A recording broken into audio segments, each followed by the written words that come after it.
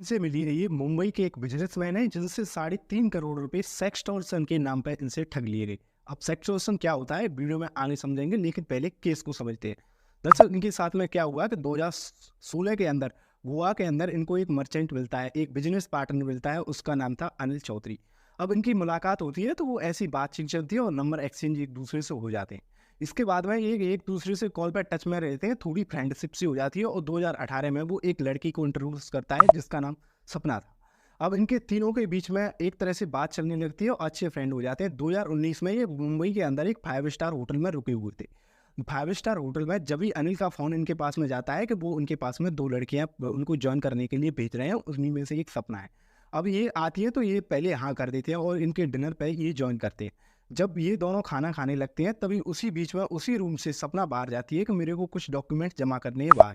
उस रूम से बाहर निकलती है और जैसे ही उसके साथ में एक और लड़की थी मोनिका, वो बाथरूम में घुस जाती है। बाथरूम में जैसे ही थोड़ी देर बाद में उनको होटल की रूम की कोई कुंडी खटखटाता है तो वो देखते हैं कि वहाँ से सपना चिल्लाती हुई वीडियो बनाती हुई आ रही है कि मोनिका का इन्होंने इनके साथ में सेक्सुअली हैरेस किया है, इनके साथ में संबंध बनाए। वही मोनिका पहले से ही प्लानिंग के साथ में बेड शीट को उठा ली थी और बेड शीट में थोड़ी रेड कलर के धब्बे लगे हुए थे लाल खून के। अब किसी भी चीज़ के हो सकते हैं, वो उसको पहन करके वो रोने लगती है और इतनी ज़ोर से शोर करने लगती है कि इस आदमी ने मेरे साथ में गलत संबंध बनाए हैं।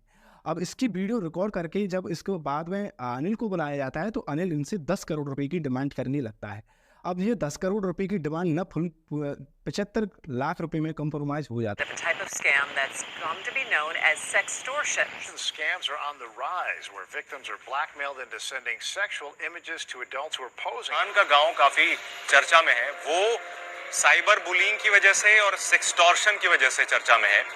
2 सुसाइड का भी मामला आ चुका है कि सेक्सटॉर्शन से कैसे पीड़ित होकर के 2 लोगों ने सुसाइड कर लिया है। एक मेरे साथ भी नोएडा से हूँ मैं, मेरे एक कलीग के साथ भी ऐसा ही हुआ था। उनके पास एक उनके फ्रेंडली से अननोन नंबर से फोन आया जाता है। 75 लाख रुपए ये बिजनेसमैन इन तीनों को दे देता है। लेकिन इन तीनों की पूरी गैंग काम करने लग रही थी और वे पार्टिकुलरली इनको हैरेस करते रहते हैं। ये इस चीज़ की पुलिस में कंप्लेंट करते हैं। अब सेक्स एक्सटॉर्शन क्या होता है? दरअसल ये 2 शब्दों से बना है। अब आप समझिए एक इस तरह से मैलिशियस क्राइम है, एक तरह से अपराध मानिए, जघन्य अपराध, जिसमें एक व्यक्ति कोई गलत उसके प्राइवेट सेंसिटिव फ़ोटोज़ को और उसके गलत फ़ोटो को पहले वीडियो के कॉल के द्वारा किसी भी माध्यम के द्वारा उनको रिकॉर्ड किया जाता है और फिर उसको धमकी दी जाती है कि हम इनको पब्लिकली वायरल करवा देंगे और जिसकी वजह से उसको डरा धमका करके पैसे वसूले जाते हैं। इसको सेक्सटॉर्शन कहते हैं। ऐसा ही हुआ बेंगलुरु के एक एमबीए कर चुके 26 साल के बीएस अविनाश के साथ में, जिसको उन्होंने 35,000 रुपये करीब इन सेक्सटॉर्शन के रैकेट चलाने वाले ग्रुप के बंदों को जमा कर दिए थे। अब इनसे लगातार डिमांड करने की वजह से उन्होंने सुसाइड कर लिया। यानी कि एक एमबीए यूथ इतना देश के लिए करता, अपनी फैमिली के लिए कितना कुछ कर गुजरता और उसको सुसाइड में इस बुरी प्रैक्टिस में फंसा करके मार दिया गया। अब आप भी नेक्स्ट टारगेट हो सकते हैं इस चीज़ के, इसलिए इस वीडियो को पूरी देखिए और क्या सावधानियां बरती जा सकती हैं और किस तरह से सेक्सटॉर्शन का बिजनेस मॉडल है वो काम करता है, उसके पीछे फिलॉसफी क्या है, हम इस वीडियो के अंदर समझने की कोशिश करेंगे। आपको बचाने का हमारा काम है, इसलिए इस चैनल को सब्सक्राइब और वीडियो को लाइक तो कर ही सकते हैं। आपके लिए तो फ्री है, लेकिन हमारे लिए एक तरह से मोटिवेशन की तरह काम करता है, तो मैन को भी फंसाया जा सके। इसके अंदर बड़े बड़े police officer, MLA, politician, MPs, उनको भी फंसाया गया है कई बार और उनसे फिरौती कई बार की गई है। दरअसल एक रिपोर्ट के अकॉर्डिंग माने तो इंडिया के अंदर कम से कम 500 एक्सटॉर्शन के केसेस डेली आते हैं, लेकिन उसमें से 0.05% ही रजिस्टर्ड एफआईआर हो पाती हैं। दरअसल इनके बिजनेस मॉडल को समझने के लिए आपको ये समझना होगा, ये पहले एक तरह से कुछ लोगों का ग्रुप होता है, पहले से कंपनी की तरह सारा काम मैनेज होता है कि किस तरह से। अब ये एक तरह से कैंपेन चलाती हैं, ड्राइव चलाती हैं विभिन्न सोशल मीडिया साइट्स पर, नेटवर्क साइट्स पे, जिनके जरिए जैसे कुछ डेटिंग ऐप्स भी आ गए, टिंडर ऐप वगैरह ऐप, बहुत सारे ऐप मार्केट के अंदर आते रहते हैं और ऐसी इंस्टाग्राम पोस्ट, फेसबुक पोस्ट, जिसके अंदर कॉल गर्ल, कॉल बॉय के तहत इनके पूरे इस तरह से कैंपेन चलाए जाते हैं। वो कैंपेन 1 वीक के लिए हो सकते हैं, 1 महीने के लिए हो सकते हैं। इसके अंदर ये टारगेट करते हैं, उस व्यक्ति की पोजीशन देखते हैं, कौन व्यक्ति कितना पैसे वाला है, उसी के अकॉर्डिंग उससे पैसे की डिमांड की जाए और अगर उसके अंदर एक बड़ा बिजनेसमैन मिल जाता है तो उसको ये फिर फंसाने की उनको टारगेट बना करके एक लिस्ट बना लेते हैं। लिस्ट बना करके फिर उनसे कांटेक्ट करते हैं, रेगुलर उनके टच में रहते हैं, उनकी एक्टिविटी देखते हैं, उनको फॉलो करके जैसे इंस्टाग्राम, फेसबुक और उन पर different different social media sites पे उनको फॉलो कर लेते हैं, जो टारगेट बनाए हैं उनको फॉलो करने के बाद में उनकी एक्टिविटी को ये लुकआउट करते हैं कि ट्रेड हैं वो किस प्रकार से बिहेव करते हैं सोशल मीडिया के अंदर, उनको किस चीज़ की ज़्यादा ज़रूरत है। मेनली ये यूथ को टारगेट करते हैं और बिजनेसमैन के अंदर 45 से 60 साल के ऐसे सिंगल्स लोग रहते हैं, यूथ सिंगल्स, जिनको सेक्स करने की डिज़ायर्स रहती हैं, उन डिज़ायर्स का ये भरपूर इस्तेमाल करते हैं। अब उसके अंदर ये मीम्स के अंदर इस तरह से बताया जाता है, कोई भी मीम्स जारी गई, कोई पोस्ट की गई तो उसके अंदर जो लोग कमेंट करते हैं तो उनको ये उनके पास में उन पहले कमेंट करके उनके सोशल मीडिया पे फेक अकाउंट बना करके उनके पास में ये कोई फ्रेंड्स रिक्वेस्ट या कोई मैसेज भेजेंगे। अब उसको सामने वाला अनआइडेंटिफाइड यूजर किसी भी प्रोफाइल को, फेक प्रोफाइल को रियल मान करके एक्सेप्ट कर लेगा। ऑब्वियसली बात है, किसी को लगेगा ये सच हो सकता है। अब सच और गलत के मामले में इंसान इतना फ़र्क नहीं करता, तुरंत उसको ये एक्सेप्ट कर देते हैं।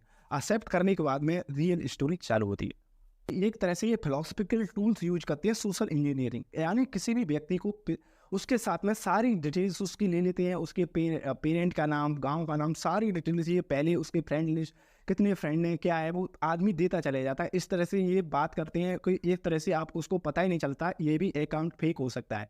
अभी ये एक तरह से बात करते चले जाते हैं हर व्यक्ति से और उसके बाद में चैटिंग आ जाती है और व्हाट्सअप कॉल जैसी प्राइवेट चीज़ों में ये घुस जाते हैं और आदमी की ज़िंदगी के अंदर दखल अंदाजी देना शुरू कर देते हैं। फिर आती है बात कुछ दिनों बाद वीडियो कॉलिंग पे। वीडियो कॉलिंग पे ये नॉर्मल बात करेंगे 2-3 दिन के बाद में फिर ये आ जाते हैं सेंसिटिव फोटो को कैप्चर करने के लिए वीडियो कॉल करते हैं और आपके प्राइवेट पार्ट की वीडियो को ये स्क्रीन रिकॉर्ड करते हैं डिफरेंट तरीके से, आपके मूवमेंट को रिकॉर्ड करके फिर आप पे दूसरे दिन कॉल आ जाता है कि आपकी इस तरह से वीडियो को हम वायरल करने वाले हैं, इंटरनेट पर डालने वाले हैं और आपके फैमिली मेम्बर का ये पहले ही कॉन्टैक्ट लिस्ट सारे डिटेल्स ले लिए होते हैं, हम उनके पास में भेज देंगे, उनके पास में भेज देंगे। इस तरह से उनको धमकी देते हैं। फिर वो सामने वाला बंदा कहता है कि इसका सॉल्यूशन क्या हो सकता है, तो इस चीज़ का सॉल्यूशन एक ही है कि आप इतने रुपए अकाउंट में पे कर दें। अब उसकी औकात नहीं रहती है कि वो एक साथ में इकट्ठी इतने रुपए पे कर सके। फिर उनसे ये व्यक्ति रो पीट करके कुछ समझौता करता है, कुछ रुपए पे कर देता है और उस वीडियो को डिलीट करने की कहते हैं और ये भी कहते हैं कि हम उस वीडियो को प्रॉपर वे में डिलीट कर देंगे, लेकिन ऐसा नहीं होता है। फिर वो इतने रुपए पैसे पे करने के बाद में फिर उसको अगेन धमकियाँ दी जाती हैं, बार बार धमकियाँ दी जाती हैं और उसकी क्षमता से बाहर निकल जाता है। एक दिन उसको ब्लैकमेल किया जाता है और कई बार तो उनकी वीडियो उसको ना पे करने पर तो शॉर्ट लिस्ट कर दिया जाता है, वायरल कर दिया जाता है और इसकी वायरल करने की सदमे में आकर के कुछ लोग सुसाइड कर देते हैं, अपने जीवन का अंत कर देते हैं। ऐसे केसेस रिसेंटली बहुत बढ़ते जा रहे हैं। अब इनसे सावधानियां बरतने के कई उपाय हो सकते हैं, प्रिकॉशन जिसको आपको फॉलो करना होगा। लेकिन इससे पहले मैं आपको जिसकी हिस्ट्री क्या है, इसके वर्जन क्या है, सेक्सटॉर्शन की, सॉल्यूशन ऑफ सेक्सटॉर्शन को आपको समझना होगा। दरअसल मैगन मेरी नाम की एक अमेरिकन लड़की थी, उसके 14वें बर्थडे पे उसके पास में उसको उसके फ्रेंड की माँ का एक फेक प्रोफाइल वो बनाती है। उसके फ्रेंड की कोई भी मदर होगी, वो फेक प्रोफाइल बना करके उससे एक फेक प्रोफाइल बना करके उसको इस तरह से उसकी साइकोलॉजी के अकॉर्डिंग उस तरह से डाल देती है, इतना यकीन हो जाता है कि उसको उसके मतलब सारे फोटोज़ को अपलोड करवा लेती है सोशल मीडिया के जरिए। सारे फोटोज़ को लेकर के फिर उसको धमकी देने लगती है कि मैं आपको अब इन फोटो को वायरल करने वाली हूँ, बैड गन के नाम से। अब इसकी वजह से ये लड़की सुसाइड कर लेती है। यहाँ से स्टार्ट होती है सेक्सटॉर्शन की कहानी। दरअसल ये इतना बड़ा मॉडल हो सकता है, आपको यकीन नहीं होगा कि इतने बड़े बड़े कई देशों के अंदर से बैठे हुए दूसरे देशों को टारगेट भी बनाते हैं ये सोशल मीडिया ऐप्स के जरिए। दरअसल ना डेनियल पेरी, ये ब्रिटिश एक लड़का है जिसकी उम्र 17 साल की थी। उसको एक फिलीपींस के अंदर वर्ल्ड की पूरी दुनिया की फर्स्ट सेक्सटॉर्शन कंपनी जो बनाई थी वो बनाई थी रिया कापरा, जो फिलीपींस बेस्ड थी। फिलीपींस के अंदर ये एक अपनी कंपनी चला रही थी सेक्सटॉर्शन की और इस बंदे के पास में फेक प्रोफाइल के जरिए और कुछ उनके जरिए इस बंदे को इतना हैरेस किया जाता है, उनके पास में प्रोफाइल की अपडेटिंग आती है और इन पर क्लिक करता जाता है और अपनी सेंसिटिव फोटो उनको दे देता है और फिर वायरल करने की धमकी। स्टोरी वही है। और कई लाख डॉलर्स इससे वसूलने के बाद में वो बंदा सुसाइड कर लेता है। जब बाद में इंटरपोल ने सर्च की तो मारिया कापरा एक फिलीपींस बेस्ड कंपनी चलाती थी। अब ये सेक्सटॉर्शन की किस तरह से कई सारे लोग इसके अंदर, ट्रेंड ब्यूटीफुल गर्ल्स भी काम करती थी, कई सारे लोग इसके अंदर काम करते थे, उनको पैसे दिए जाते थे और वो विभिन्न देश के लोगों को टारगेट बनाते थे, कौन कितने पैसे वाला है उसके अकॉर्डिंग। उसके रिचनेस और उसके धनवान व्यक्ति को टारगेट बना करके उसको फिर सेक्सुअली हैरेस किया जाता था, उसको ब्लैकमेल किया जाता था। जब इस कंपनी की पूरी वैल्यूएशन दी गई तो ये कंपनी $100 बिलियन की इसकी वैल्यूएशन निकली। आप सोच सकते हैं इतना बड़ा पैसा कमाया जा रहा है आज की युग में। ये 2013 की घटना है। उसके बाद में टेक्नोलॉजी कितनी एडवांस हुई है 2013 के बाद में आप अंदाजा ही लगा सकते हैं। आज कितनी बड़ी स्केल्स पे ये काम होने आसानी से हो सकते हैं, उनको आपको समझना होगा और अपने आप पे। अब इनके हम वर्जन को समझने की करेंगे। सेक्सटॉर्शन के कई सारे वर्जन्स हैं। First gen sextortion 1.0। इसके अंदर क्या किया जाता था, एक तरह से रिवेंज पोर्न। अब किसी भी लेडीज की उसकी ऑडियो को रिकॉर्ड करके उसको ब्लैकमेल किया जाता था। पहले जब टेक्नोलॉजी इतनी नहीं हुआ करती थी कि उसको लीक कर देंगे पब्लिक में, जिसकी वजह से उसकी इमेज खराब हो जाएगी। केवल उसकी ऑडियो रहती थी, जिसकी वजह से वुमेन्स इसके अंदर फंसती चली जाती थी। लेकिन अब इसका एवोल्यूशन हुआ टेक्नोलॉजी के साथ में। अब आ रहा है सेकंड जनरेशन सेक्सटॉर्शन 2.0। इसके अंदर क्या होता है कि एक फेक प्रोफाइल बना दी जाती है किसी भी लड़की की, लेकिन वो लड़की एग्जिस्ट नहीं करती है। किसी भी पब्लिक प्लेस में से किसी भी गर्ल्स की एक फ़ोटो उठा करके उसको अपलोड बना दी करके फेसबुक पे या इंस्टाग्राम पे कोई भी आईडी बना दी गई। अब आपके पास में लगातार चैटिंग होगी, कॉलिंग वगैरह भी। ऑडियो को जिसको कन्वर्ट कर दिया जाता है BBIP मोड से मेल टू फीमेल वॉइस में। केवल ऑडियो की बात हुआ करती थी, जिसके बाद में व्यक्ति खुद ही अपने सेंसिटिव फोटो को उसको दे देता था। उसके बाद में वो वसूली करते थे, ब्लैकमेल करते थे और ये सारा प्रोसेस चलता था। लेकिन अब थर्ड जनरेशन सेक्सटॉर्शन 3.0, इसके अंदर क्या किया जाता है, कुछ ब्यूटीफुल गर्ल्स को हायर किया जाता है, एम्प्लॉय को हायर किया जाता है लार्ज स्केल पे, और उनके एक कंपनी के अंदर उनको ट्रेनिंग दी जाती है इस तरह के किस तरह से उनको कस्टमर्स को फंसाना है और किस तरह से उनके बिहेवियर, किस तरह से बात करनी है, जिससे वो उनके जाल में फंसती चली जाए। और जाल में फंस के आकर के उनका मेन टारगेट रहता है कि सेंसिटिव फोटो को एक बार अपने कब्जे में लेकर के उसको हैरेस किया जाए, ब्लैकमेल किया जाए। अब लेकिन उससे भी आगे ये निकल चुका है। अब फोर्थ जनरेशन सेक्सटॉर्शन 4.0, इसके अंदर क्या किया जाता है, न तो अब ब्यूटीफुल गर्ल्स को हायर करने की ज़रूरत है, उनको पैसा देने की कोई ज़रूरत नहीं है। केवल एक बंदा घर बैठे बैठे इस काम को अंजाम दे सकता है। अब इसके अंदर क्या किया जा रहा है कि एक तरह से डिजिटल अवतार करके फेक डीप न्यूड जैसी टेक्नोलॉजी का इस्तेमाल करके उसको ब्लैकमेल किया जाता है। दरअसल होता कुछ यूँ है, ऐसी सोशल मीडिया साइट्स आ गई हैं कि केवल आप मेरा फोटो है ये, इस फोटो को पूरी वीडियो प्रोसेस के अंदर दिखा देंगी और पूरा प्रोसेस दिखा देंगी। उसके अंदर ये लगेगा कि ये व्यक्ति ये सब करने लग रहा है, लेकिन असल में करने वाला कोई और ही था।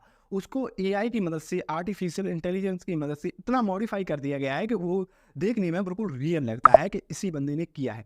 और उसके अंदर ये बार बार टेक्नोलॉजी की मदद से इतना एवोल्यूशन कर देते हैं कि वो रियल लगता है। अब उस व्यक्ति के बाद में ये कॉन्टैक्ट्स आते हैं और कुछ वेटिंग करने के बाद में उसकी पर्सनल कॉन्टैक्ट जितने भी उनको जानकारी लेने के बाद में कैसा व्यक्ति है और वैसे की स्थिति का पता लगा करके उसके पास में ये वीडियो भेज देते हैं कि हमने आपका वीडियो रिकॉर्ड कर लिया है। ऐसे ही होने लग रहा था बड़े बड़े पुलिस ऑफिसर और पॉलिटिशियंस के साथ में। डीप फेक का इस्तेमाल करके उनके पास में ये वीडियो आ जाती थी, उनको पता ही नहीं चलता था। अब इनको धमकी दी जाती थी कि हम तुरंत आपकी वीडियो को वायरल करने वाले हैं, पब्लिक करने वाले हैं इंटरनेट पर। इसकी वजह से नेता से जितने भी रुपए किसी भी व्यक्ति से डिमांड की जाए, वो जल्द से जल्द इतने रुपए पे करने की, उससे कंपनी आगे बढ़ने सके। एक बार में इनकी भूख पूरी नहीं होती, बार बार उस व्यक्ति को ब्लैकमेल करते हैं। लेकिन अब बात आती है प्रिकॉशन स्टेप की, आप किस तरह से इस चीज़ों से बच सकते हैं। तो ये आसान सिंपल सी बात है। क्राइम ब्रांच दिल्ली पुलिस ने कुछ निर्देश दिए हैं। दरअसल उनका कहना है कि जो इंटरनेट पे एक बार में कोई चीज़ रिकॉर्ड हो गई, अब रिकॉर्ड हो गई तो आपको घबराने की ज़रूरत नहीं है। वो कभी भी पब्लिक हो सकती है और इंटरनेट की स्पीड के बारे में तो आपको अंदाजा है, वो पब्लिक होगी, आज नहीं कल होगी। और पब्लिक होने से अब पब्लिक वायरल हो गई, अब वायरल वो तुरंत हो जाएगी। अब आपको ये सब घबराने की, इन धमकियों में आने की कोई वो नहीं है। आप सीधा पुलिस थाने में जाकर के कांटेक्ट कर सकते हैं और इसके लिए आपको कुछ डॉक्यूमेंट का पता होना चाहिए। जैसे उसके बारे में आपको जो कोई भी स्कैमर लग रहा है, आपको जिस व्यक्ति ने फंसाया है, जिसके आपने खाते दिए हैं, उसके बैंक अकाउंट नंबर कुछ वगैरह डिटेल होनी चाहिए और इसके स्क्रीनशॉट चैट वगैरह के, और आपके जिसके तहत ये पुलिस पता लगा सके, थोड़ा सबूत आपके पास में होना चाहिए, जिसके वजह से पुलिस को इन्वेस्टिगेशन जांच करने में आसानी हो। आपको ये रिकॉर्ड लेकर के जान से मारने से, आप सुसाइड करने से पहले एक बार सोचिए कि ये कोई भी चीज़ वायरल हो गई, पब्लिक में चली गई, इंटरनेट पे चली गई, तो लोग कुछ दिन में देखने के बाद में भूल जाते हैं उसको।